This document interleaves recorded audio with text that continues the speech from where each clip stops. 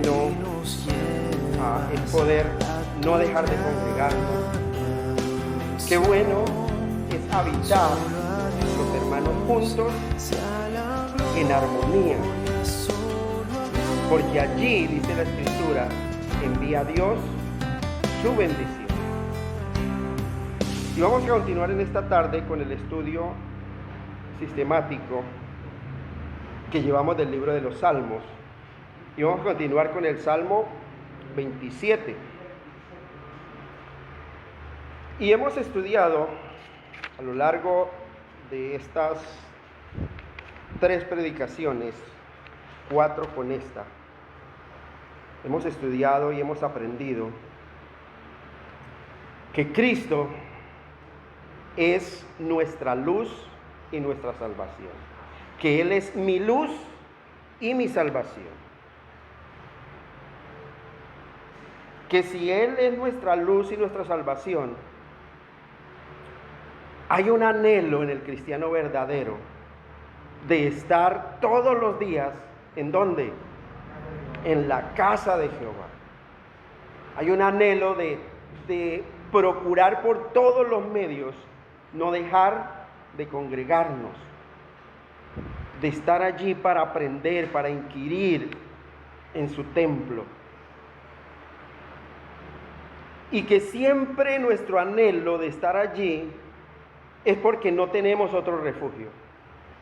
Es porque no hay otro refugio realmente donde podamos recurrir, como leíamos en el Salmo 71, que sea Él nuestro refugio, la roca de nuestro refugio, a donde recurramos continuamente, todo el tiempo.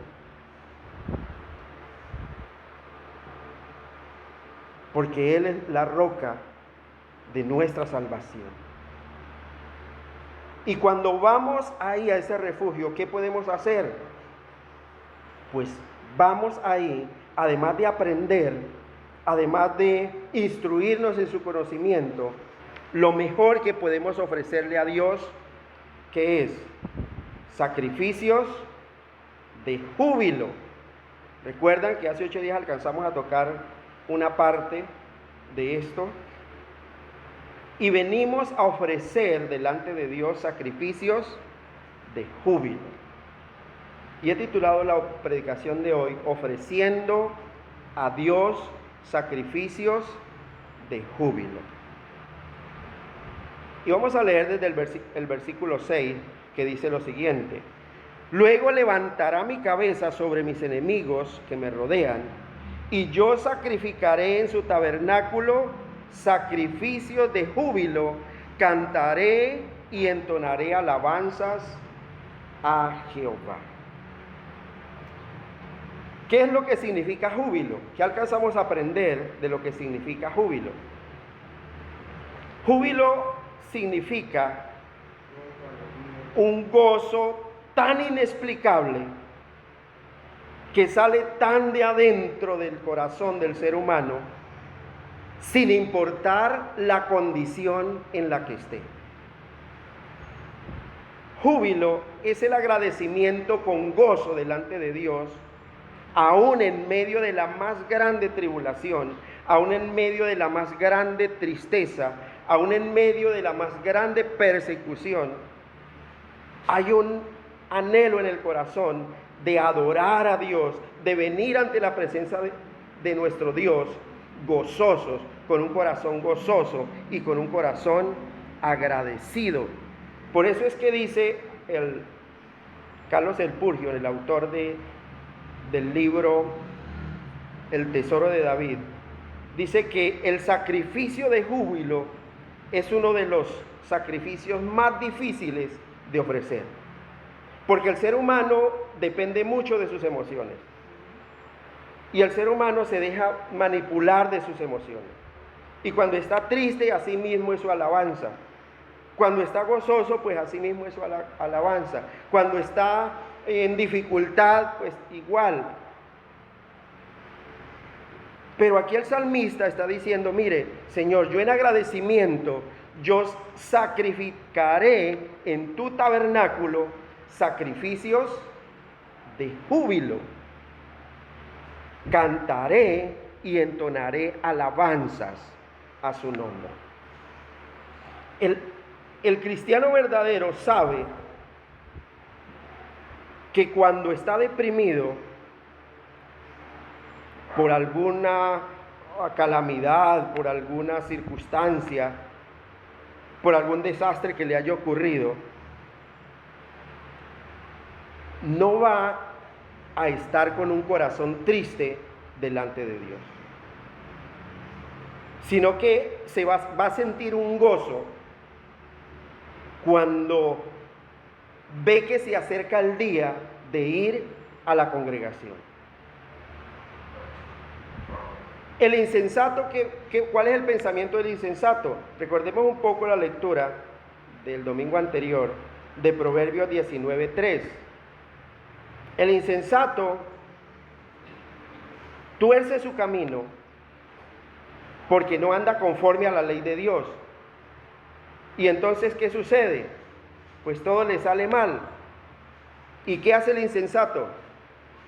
Le echa la culpa a Dios. Dice, la insensatez del hombre tuerce su camino y luego contra Jehová se irrita su corazón. Exactamente. La insensatez del hombre tuerce su camino. ¿Por qué? Porque el hombre insensato siempre se deja gobernar por su propia sabiduría. Nunca presta oído a la sabiduría de Dios. Y entonces le es más fácil venir a la congregación simplemente por un requisito o porque sabe que es un mandamiento de Dios, pero no hay un gozo en su corazón.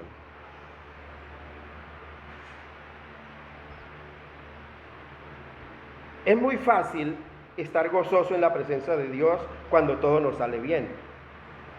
Es fácil. Y venimos con gozo. Ya, Señor, tú eres mi todo, Señor. Gracias, Padre. Pero cuando no, cuando estamos tristes o afligidos, atravesando tormentas, dificultades en la vida, o cuando la enfermedad nos aflige, cuando la enfermedad toca a nuestra familia, cuando la calamidad llega incluso hasta perder un ser querido,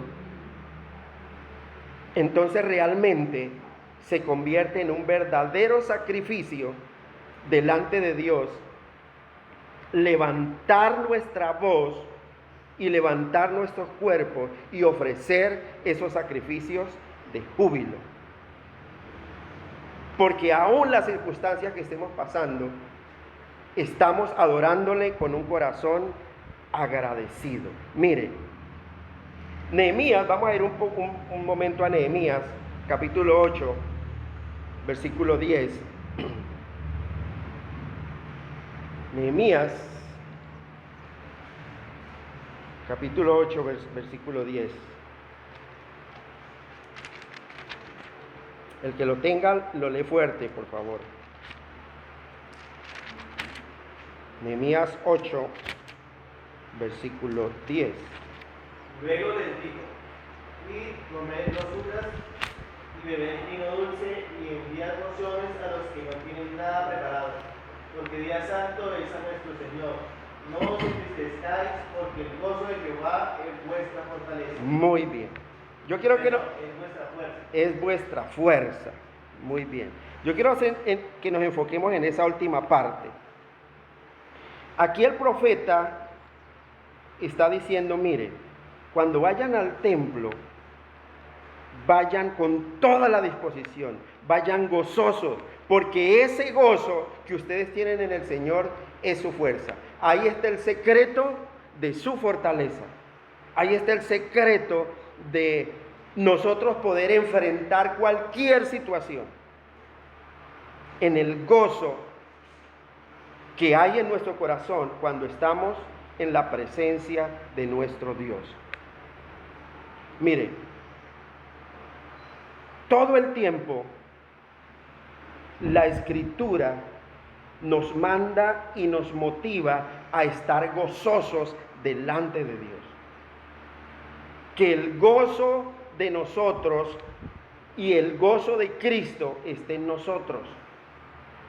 Que nuestro gozo sea cumplido, que nuestro gozo sea estar en las moradas eternas, que nuestro gozo esté en habitar los hermanos juntos en armonía, inquiriendo en la ley de Dios. Vamos a ir a 1 Tesalonicenses un momento. 1 Tesalonicenses capítulo 5. Y aquí el apóstol Pablo está dando una instrucción también. Sin importar que alguien nos haya hecho un mal, que alguien nos esté haciendo la guerra. 1 Tesalonicenses capítulo 5, versículo 15 en adelante dice: mirad que ninguno pague a otro mal por mal. Antes, seguid siempre lo bueno, unos para con otros y para con todos. Mire la antesala que está diciendo al versículo 16. ¿Qué dice el versículo 16? Estad siempre gozosos. No importa que nos estén haciendo la guerra, no importa que estén hablando mal de nosotros, no importa que lo que nosotros planeemos hacer nos salga mal. Nosotros sabemos y tenemos el conocimiento que a los que amamos a Dios todas las cosas nos ayudan a bien. Entonces dice, estad siempre gozosos. Pero ¿cómo se cumple ese gozo? Cuando estamos en continua oración. Dice, orad sin cesar. Pero orando ¿cómo? Solamente pidiendo. Mire, dice, orad sin cesar, dad gracias en todo. Mire el ejemplo escritural que nosotros tenemos de un personaje de la escritura tan conocido, tan famoso, que es Job. Cuando queda en la total ruina, sin hijos, sin riqueza, sin salud, se acerca su esposa y le dice, ¿y usted qué espera? Reniegue de ese Dios y muérase. ¿Cuál es la respuesta? ¿Acaso recibiremos de Dios el bien y el mal no lo recibiremos? Jehová dio y Jehová quitó. Sea el nombre de Jehová bendito. Mire un ejemplo de lo que está diciendo aquí el apóstol Pablo. Dad gracias en todo. Nosotros vemos cuando estudiamos el libro de Job que Job daba gracias todos los días estando en la abundancia y oraba por sus hijos y le daba gracias a Dios por su estado de prosperidad y de buena salud. Y cuando lo dejó en esa ruina tan deprimente, también dio gracias. Continuó en su integridad. Dad gracias en todo, porque esta es la voluntad de Dios. ¿Para quién? Para con vosotros en Cristo. Algo que debe identificarnos a nosotros, si decimos que somos cristianos, es que somos agradecidos con todo lo que el Señor nos da, con todo lo que el Señor coloca en nuestro camino. Que si colocó en nuestro camino una bendición que nosotros con nuestros ojos carnales la vemos como bendición, pues damos gracias a Dios. Pero si colocó una calamidad enfrente, pues le damos gracias a Dios, porque con algún propósito santo lo hizo para edificación nuestra. Ya sea para que aprendamos a poner más nuestra confianza en Él, o de pronto porque nos hemos alejado un poco y necesitamos volver nuestro corazón a Dios. Dad gracias en todo, porque esta es la voluntad de Dios para con vosotros en Cristo Jesús. Mire, iglesia, el gozo del Señor es nuestra fortaleza. Es lo que dice la Escritura. El gozo que nosotros sentimos cuando nos congregamos, esa es nuestra fortaleza. El gozo que nosotros sentimos cuando oramos, esa es nuestra fortaleza. El gozo que usted y yo sentimos cuando aprendemos una nueva porción de la Escritura, esa es nuestra fortaleza. Si en usted no hay gozo cuando aprende una nueva porción de la Escritura, cuando la memoriza, bueno, entonces, ¿en dónde está su fortaleza? ¿En dónde está su confianza? Porque no hay un anhelo en su corazón de honrar a ese Dios santo, santo, santo. Y mire, iglesia, la fortaleza es poder, porque no todo el mundo es fuerte. No todo el mundo tiene la capacidad y la disposición de enfrentar las situaciones que se le presentan en su vida cotidiana. Pero esa fortaleza que nos da el Señor es poder que viene de Él. Y el poder es una actitud de resistencia emocional.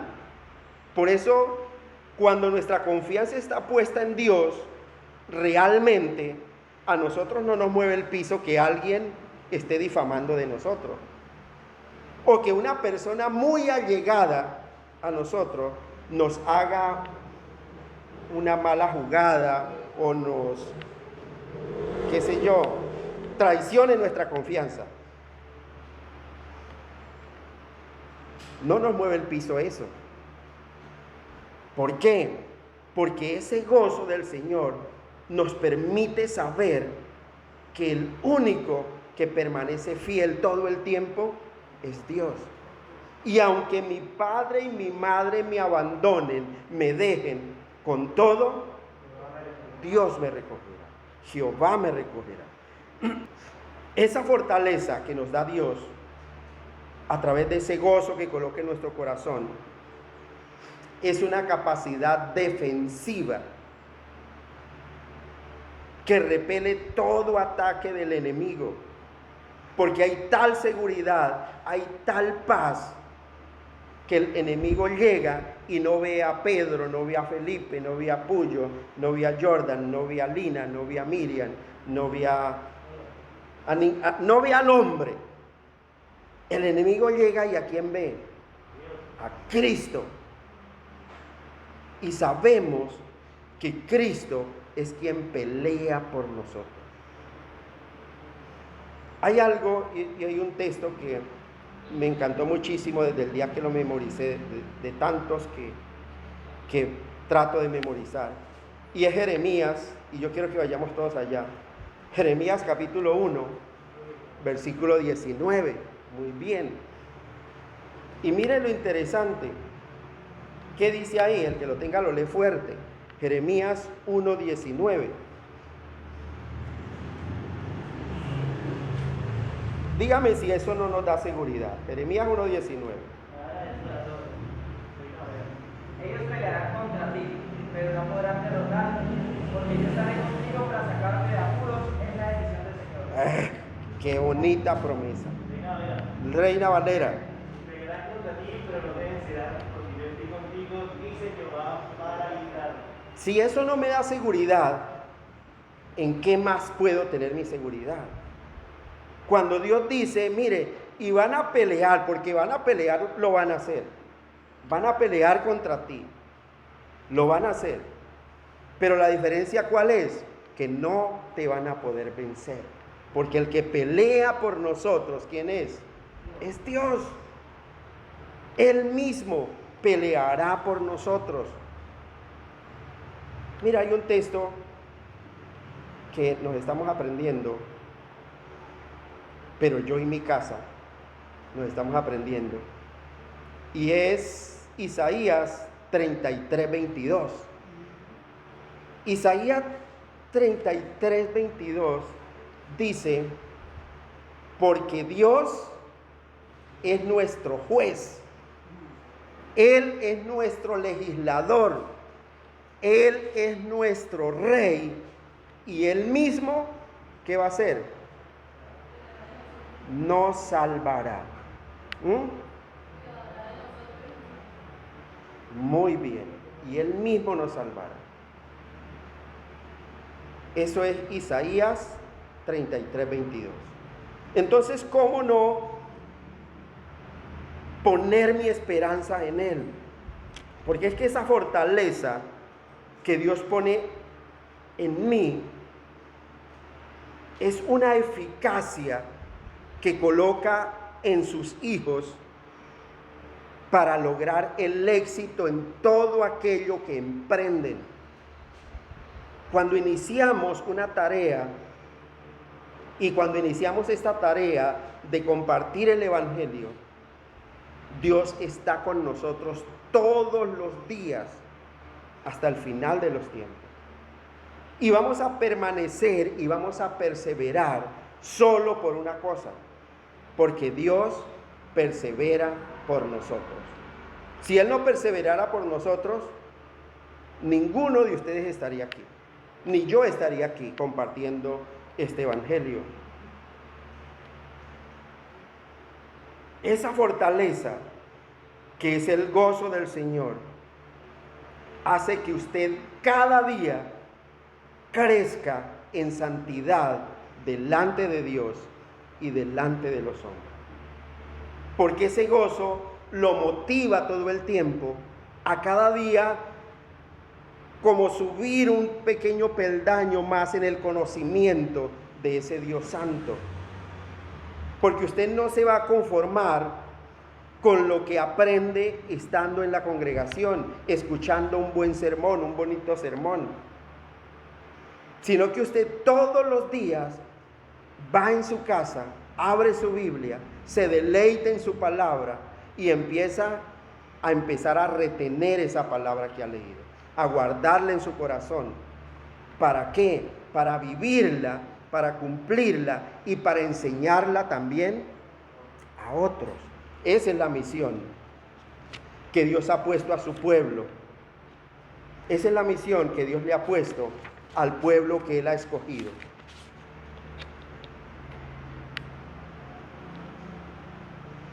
¿Cómo podemos evidenciar este tipo de sacrificio de júbilo delante de Dios?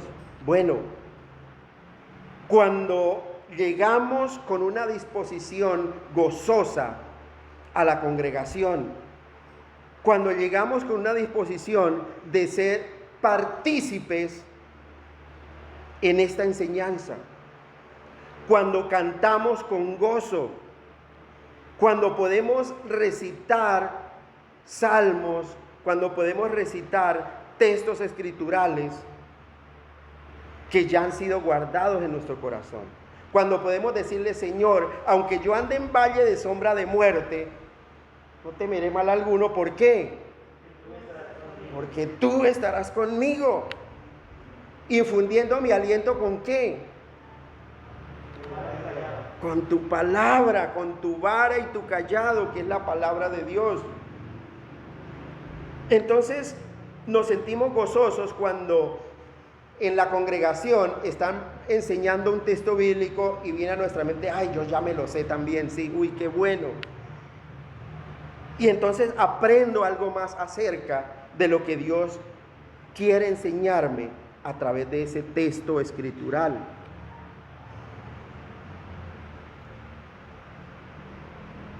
Todo el tiempo, cuando estamos en la presencia de Dios, andando por fe y no por vista. Mire, hay una escritura por allá, aparte de 2 Corintios 5:7, que nosotros por fe andamos, no por vista. Hay una escritura por allá en Romanos 4:17. Yo quiero que vayamos allá un momento. Romanos, capítulo 4, versículo 17. Dice así la bendita palabra de Dios. Dice: como está escrito, te he puesto por padre de muchas gentes delante de Dios, a quien creyó, el cual da vida a los muertos y llama las cosas que no son como si fuesen. Eso es andar por fe. Eso es andar en fe. Recuerden la definición de Hebreos que da de la fe. ¿Qué dice Hebreos 11:1? Es pues la fe, la certeza de lo que se espera y la convicción de lo que no se ve. Y aquí está diciendo que esa fe y ese gozo nos hace llamar las cosas que no son como si fuesen. ¿Qué está diciendo aquí? Nosotros sabemos que Dios dice: Dice una escritura por allá en Deuteronomio que Dios es nuestro sanador, ¿cierto? Éxodo 15, 25. Vamos a ir allá un momento. Si es Éxodo 15, 25.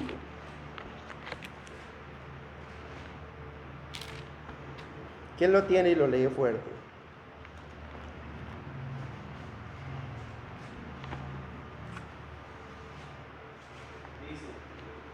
Y dijo. Éxodo 15, 26, perdón. Y dijo: si oyeres atentamente la voz de Jehová tu Dios, e hicieres lo recto delante de sus ojos, y dieres oído a sus mandamientos, y guardares todos sus estatutos, ninguna enfermedad de las que envié a los egipcios te enviaré a ti, porque yo soy Jehová, tu sanador. Amén. Ahí está diciendo que Dios es ¿quién? Mi sanador. Éxodo 15, 26. Dios es el que me sana. ¿El cristiano se puede enfermar?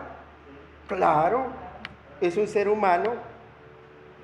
Pero aunque esté enfermo, yo estoy viendo al invisible, quien es mi sanador, quien es el que me da los medios para ser sano.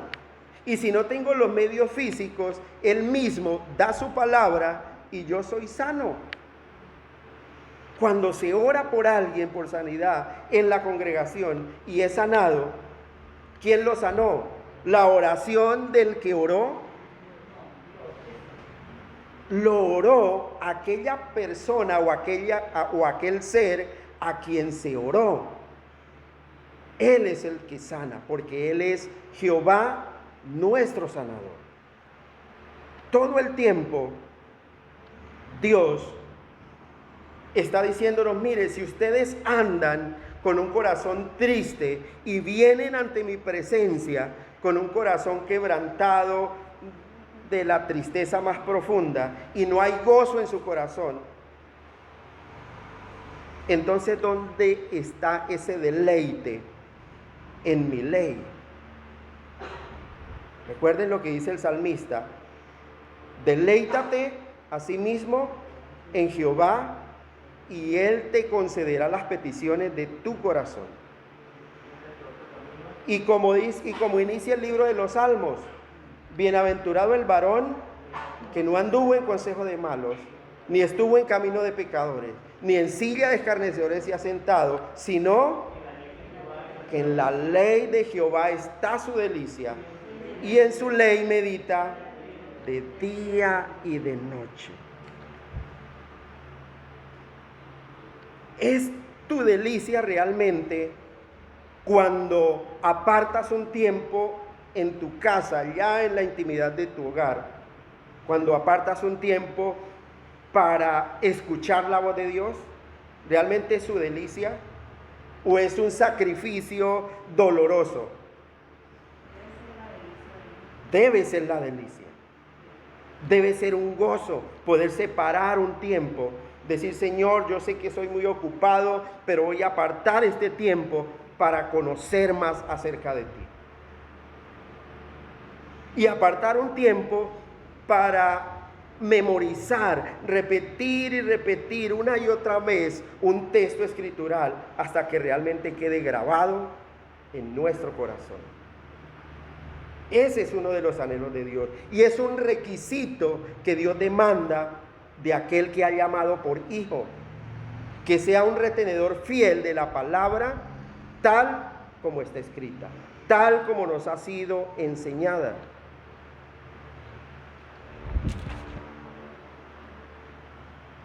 Por eso dice el salmista: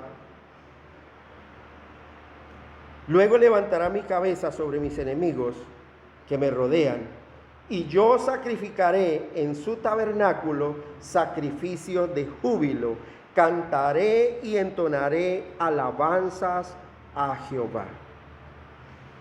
Y versículo 7: oye, oh Jehová, mi voz, con que a ti clamo, y ten misericordia de mí y respóndeme.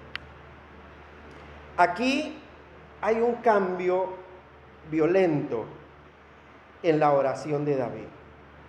Y vemos nosotros que en el versículo anterior estaba proclamando y estaba con un corazón gozoso. Dice: Señor, mire, yo vengo ante ti ofreciendo sacrificios de júbilo. Y aquí vuelve nuevamente a clamar, ya con un tono transformado, como en llanto, como en desesperación, diciendo: oye, oh Jehová, mi voz con que a ti clamo, ten misericordia y respóndeme. Hay algo bien importante, y es que todo el tiempo, cuando el hombre dirige su oración a Dios, Dios siempre responde. En muchas ocasiones se demora en responder, pero en otras siempre responde. Y la respuesta de Dios se manifiesta de dos formas. Cuando el cristiano dobla sus rodillas y clama a ese Dios en un momento de angustia, en un momento de tribulación, en un momento de desesperación, solamente pueden suceder dos cosas. O Dios me soluciona el problema en un abrir y cerrar de ojos, o me levanta con nuevas fuerzas para enfrentar ese problema. Pero nunca me deja sin respuesta, porque fiel es Dios todo el tiempo. Porque la Escritura dice que los ojos de Dios están puestos sobre los fieles de la tierra y sus oídos están como atentos a ese clamor. Y Él es el que da esfuerzo al cansado, y Él es el que multiplica las fuerzas al que no tiene ningunas. Por eso, cuando clamamos delante de Dios, podemos orar diciendo: Señor, escucha mi oración, con que a ti clamo, porque tenemos la certeza de que nuestro clamor va dirigido a ese Dios santo que habita la creación entera, que está a nuestro lado todo el tiempo como un poderoso gigante, escuchando la voz de aquel que clama con un corazón reconociendo nuestra inhabilidad total, reconociendo nuestra dependencia absoluta de un Dios santo, santo, santo. Y algo que debe importarnos a nosotros, algo que debe preocuparnos, es que sea Dios quien escuche esa oración, que sea Dios quien escuche nuestro clamor.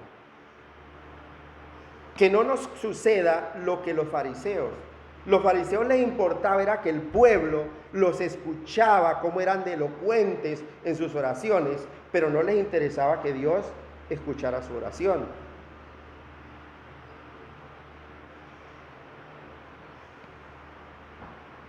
A ellos lo que les interesara era que los hombres que estaban alrededor escucharan su oración, y siempre la oración de ellos era justificándose delante de Dios, delante de los hombres.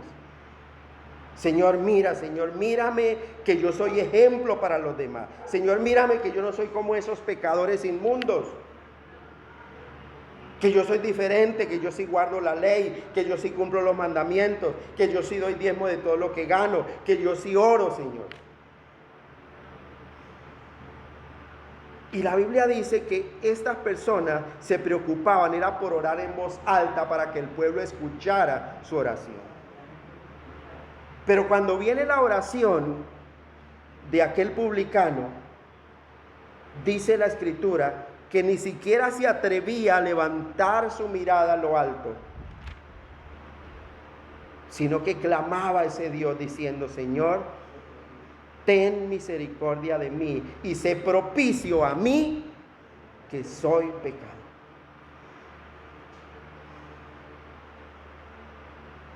Es lo que nos debe preocupar. Yo, por ejemplo, ¿qué saco con venir y orar en público diciendo, Señor, mira que todo el mundo me persigue, Señor, mira que tengo tantas deudas, Señor, mira que esto, que lo otro? ¿A la iglesia qué le interesa? Señor, mira que mañana tengo que pagar los recibos de la luz que ya va para el tercero y ya no he podido pagarlo, Señor. Señor, socórreme, Señor. Y yo hablando así, ¿a mí me está interesando que Dios escuche mi oración? A mí me está interesando es que la iglesia escuche esa oración para que, ay, pobrecito el pastor, mire, es que lo que entra no le alcanza. Entonces démosle otro poquito. Es una oración hipócrita. Ese tipo de oraciones es en secreto, donde solo me interesa es que Dios conozca mi situación, aunque Él ya la conoce. Pero desahogarme solo en la presencia de ese Dios santo. No buscando ni siquiera que mi esposa o mis hijos escuchen las preocupaciones que me aquejan. ¿Por qué? ¿Ellos la pueden solucionar? No, es Dios. Y entonces en lo secreto, esa oración es para que Dios la escuche. De igual manera, si yo quiero orar por alguien, también lo oro para que Dios escuche, no para que el pueblo escuche.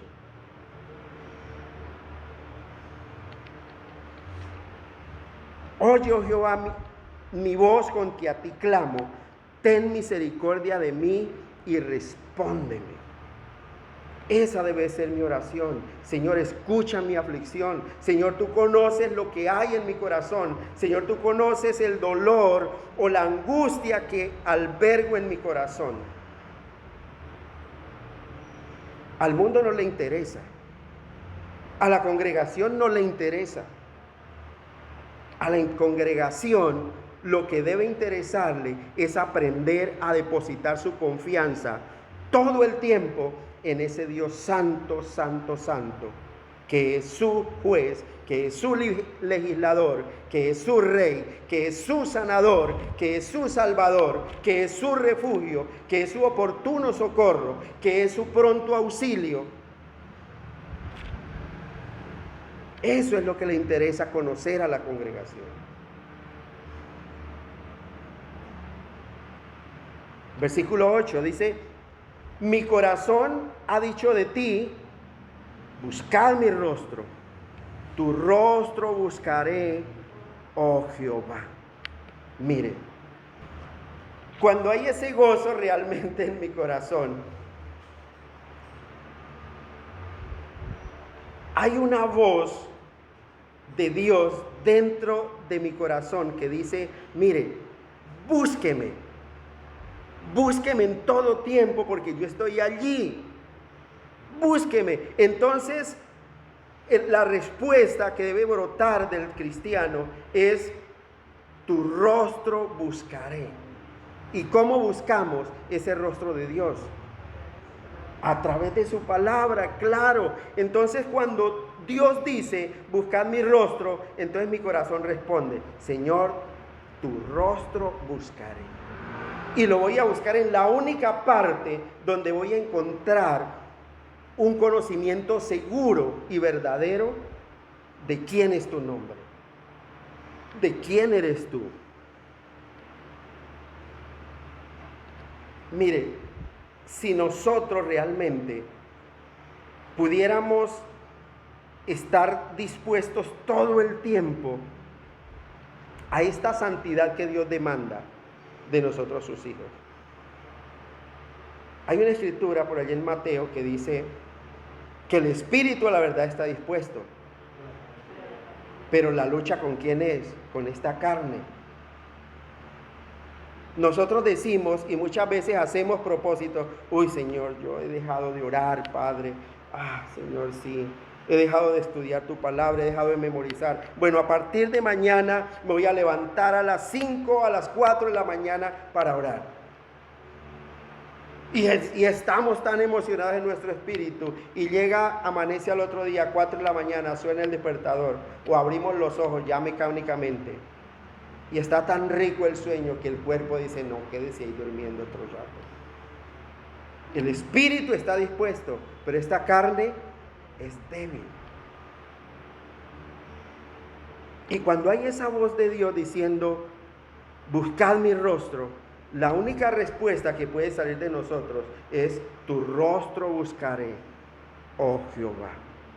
Mire, si Dios,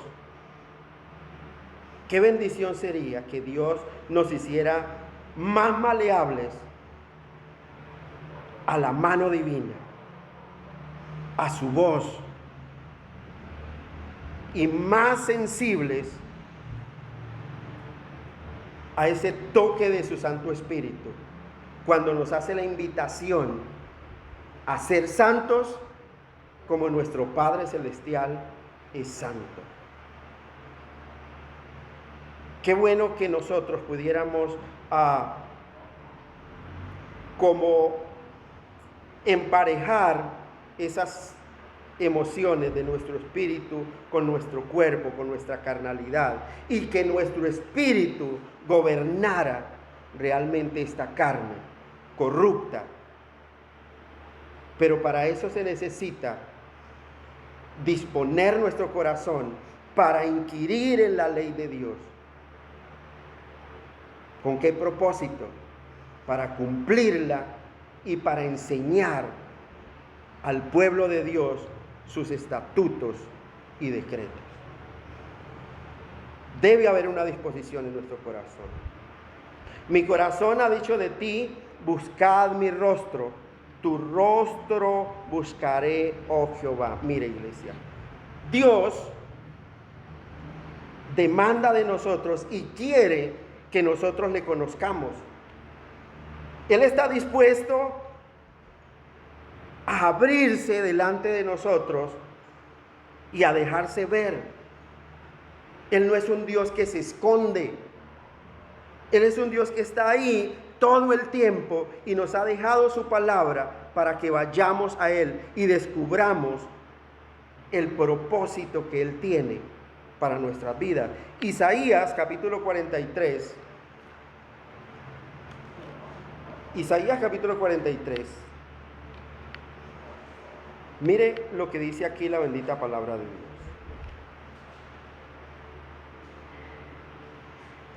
Y es que Dios no se deleita escondiéndose del ser humano.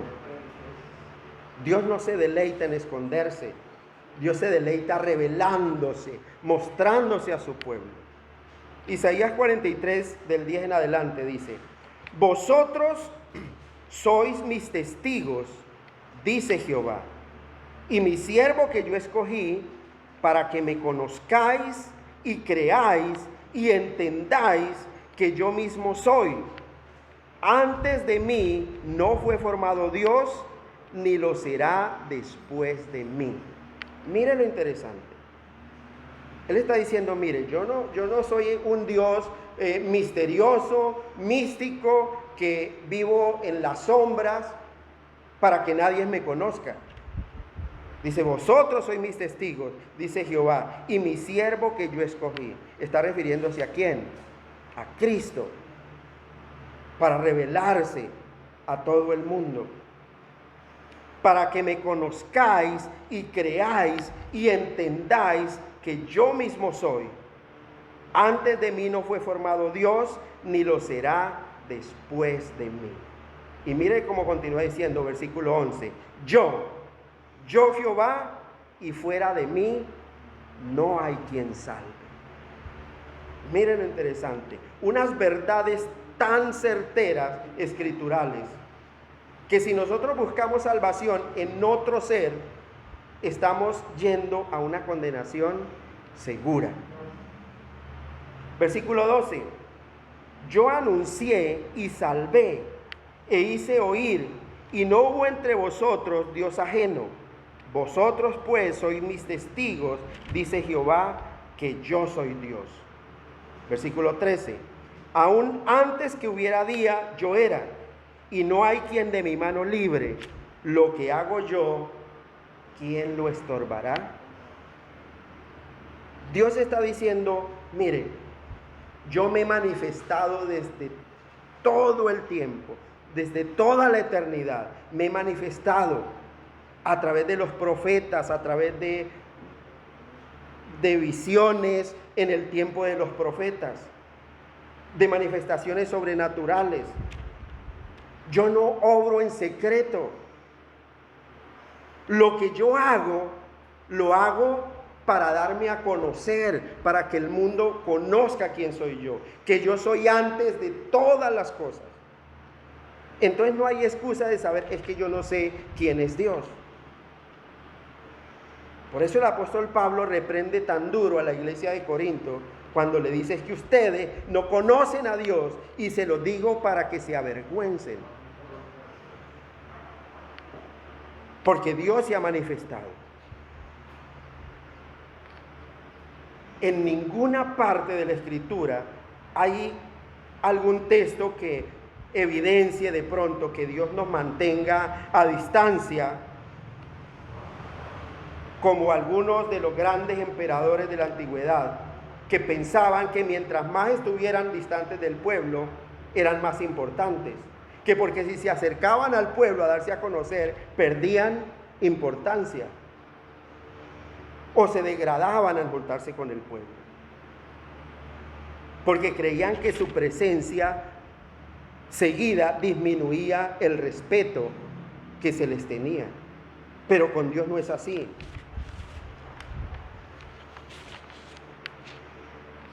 Dios no es esa clase de Dios, sino que Él puede y pide ser buscado. Clama a mí, yo te responderé. Venid a mí todos los que estéis trabajados y cargados. Todo el tiempo está haciéndonos una invitación. Isaías, unas páginas más adelante, Isaías capítulo 55, versículo 6. Hay una invitación que hace allí nuevamente el profeta Isaías. Dice, buscad a Jehová mientras pueda ser hallado, llamadle en tanto que está cercano. Mire lo interesante. Cuando nosotros descubrimos en el ser humano una debilidad, porque lo conocemos demasiado, podemos pronto hallar límites en su grandeza, en su excelencia, en su poder. Y podemos hallar una debilidad que tiene Él, entre más lo conocemos. Pero entre más conocemos a Dios, ¿qué sucede? Podemos hallar una debilidad en Él, más nos asombramos de su poder y de su grandeza. Porque Él es el que es. Lo que Él hace, ¿quién lo estorbará? No hay Dios fuera de Él. Cuanto más conocemos a Dios, más cosas hallamos en Él para admirar. Porque sabemos que Él es nuestro Salvador, porque sabemos que Él es nuestro refugio, que Él es nuestra roca fuerte, que Él es nuestro escudo, que Él es nuestro libertador, que Él fue quien dio su vida para que nosotros pudiéramos tener libre entrada ante el trono de la gracia. Por eso, cuando dice aquí en el versículo 8, buscad mi rostro, Él desea revelarse a nosotros. Él está esperando que nosotros vengamos cada día a su palabra para revelársenos a través de su palabra.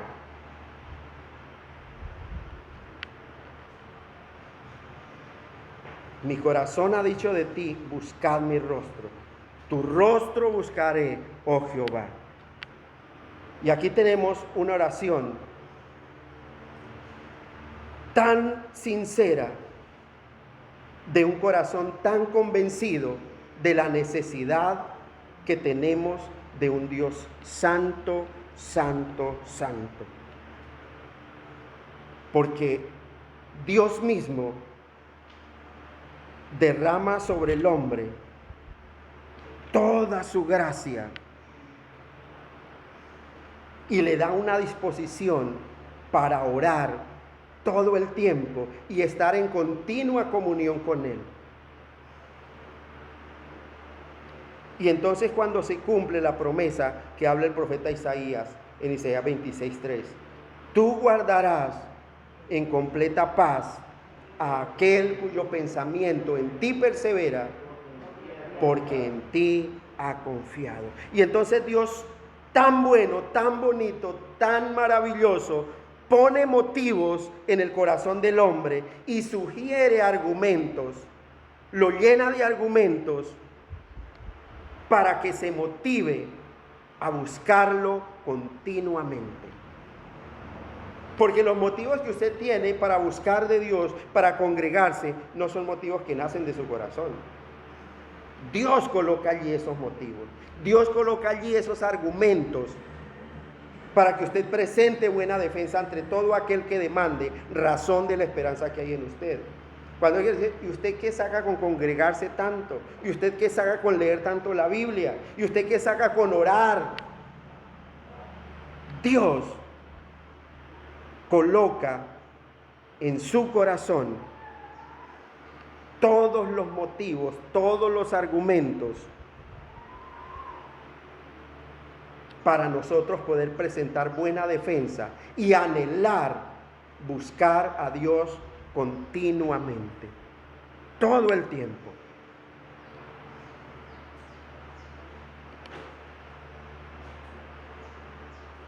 Podemos decir entonces lo siguiente: Dios nunca nos va a estimular y nunca nos va a corroborar para que le busquemos, sino solamente cuando Él quiere que le hallemos. De resto no va a haber ese deseo en nuestro corazón. Si Dios quiere darse a conocer, va a colocar ese anhelo en nuestro corazón. Y si ese anhelo está latente en su corazón, es porque Dios lo está llenando de motivos y de argumentos para buscar su rostro, para buscar su nombre. Todo el tiempo, Dios, la invitación de Dios a través de la Escritura es para que nosotros le hallemos.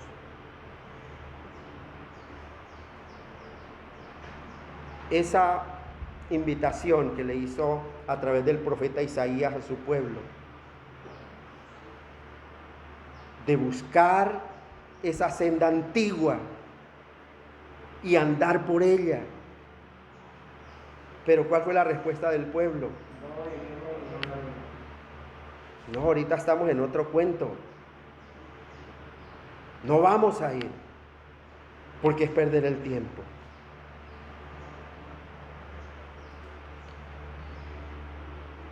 Dios mismo dispone su oído para escuchar nuestra oración. Nosotros no podemos manipular el oído de Dios para que se incline. Él mismo ha dicho que sus oídos están atentos al clamor de su pueblo. Y entonces, cuando hay ese convencimiento en el corazón del ser humano, empezamos a buscar a Dios y lo hallamos porque lo buscamos ¿cómo? De todo nuestro corazón. Mire lo que dice el Salmo 10, versículo 17. Salmo 10, versículo 17. ¿Qué dice ahí?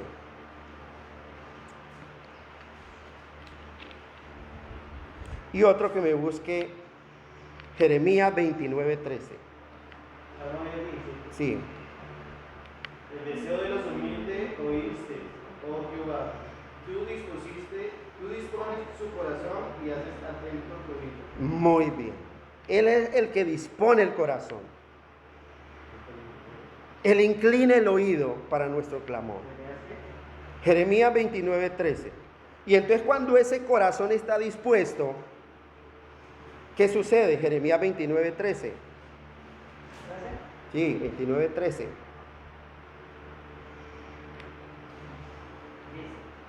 las casas de Jerusalén y la de los reyes de Judá. Jeremías 29:13. Dice, Me buscarás y me encontrarás. Me buscarás y me encontrarás cuando me busques de todo corazón. Muy bien. Lea la versión Reina Valera. Y me buscaréis y me hallaréis, porque buscaréis de todo vuestro corazón. Exactamente. Cuando ya hay un corazón transformado por el poder de Dios, entonces hay ese anhelo de buscarlo y lo hallamos con toda seguridad. ¿Por qué? Porque ya Dios ha dispuesto ese corazón. Le ha dado los argumentos suficientes para saber que necesita de un Dios santo, santo, todo el tiempo, que es el único que vuelve nuestro corazón hacia Él. Por eso ese corazón, sumiso a la palabra de Dios, dice, tu rostro buscaré, oh Jehová.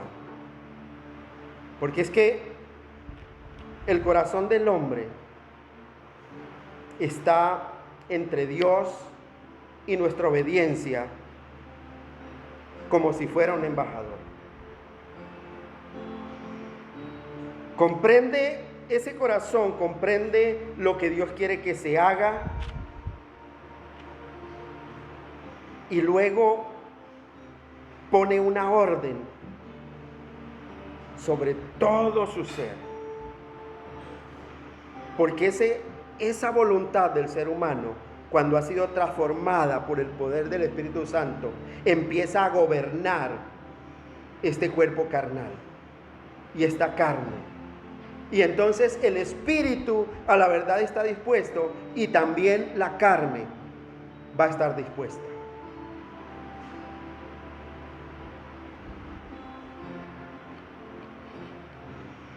El corazón y la conciencia del hombre son en parte divinos cuando ya han sido transformados por el poder de la palabra de Dios. Pero no dejan de ser humanos mientras estemos en este cuerpo. Por eso la importancia, iglesia, de nosotros entender y comprender qué es ofrecer sacrificios de júbilo delante de Dios. Orar con el convencimiento de que Dios está allí escuchando nuestra oración. Orar con el gozo de saber que hay un Dios grande y poderoso cuyos ojos están puestos sobre los fieles de la tierra. Y ese gozo que hay en mi corazón, el Señor mismo lo ha puesto allí para su propia gloria, para su propia gloria. Y entonces puedo decir lo que dijo el salmista en el versículo 6.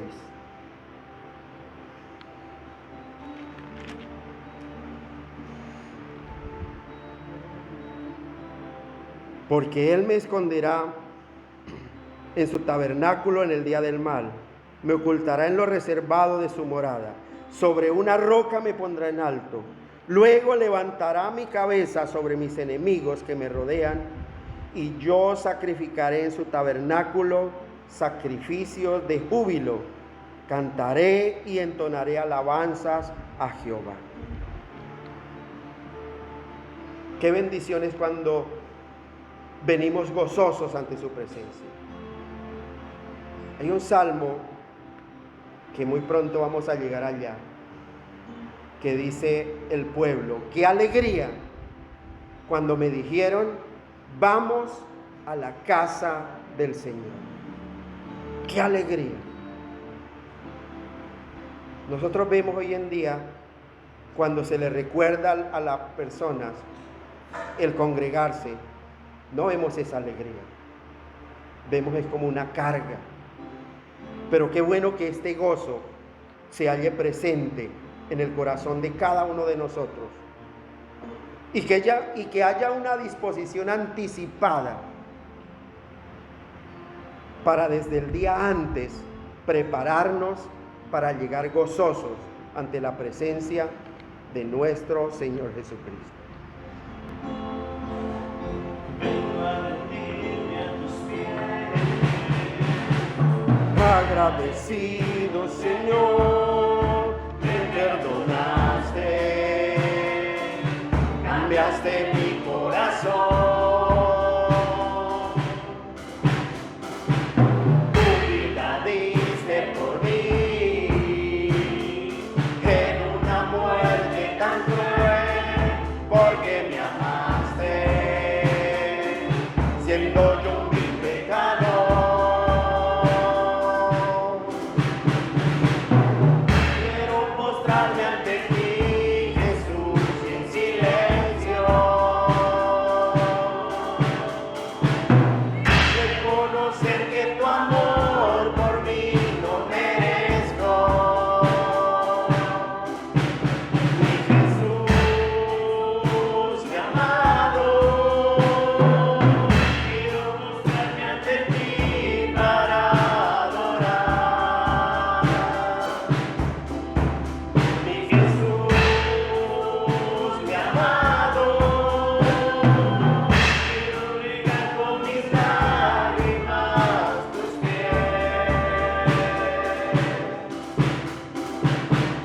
Quiero besarlos y así permanecer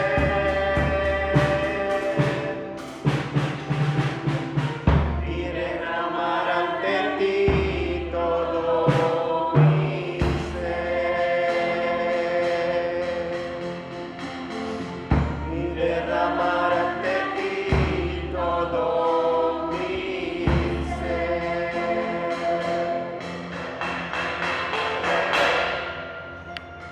Iglesia, que Dios nos continúe bendiciendo grandemente. La próxima semana continuamos, Dios mediante, con las reuniones normales. Jueves 6:30, domingo 9 en punto de la mañana.